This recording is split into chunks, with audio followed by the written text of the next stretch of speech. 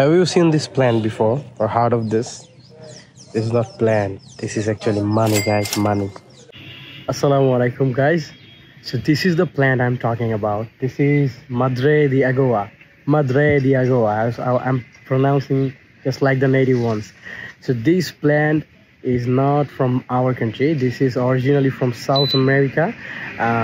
Originally South America and specifically Brazil and Colombia. So why this plant is money? One plant having calcium, protein, crude protein and fibers. So this Madre de Agua consists of the crude protein about 17 to up to 24% in some researches. Crude fibers er kotha bolle 16.2% crude fibers আর যদি বলি calcium তাহলে প্রায় 3.2% of calciums.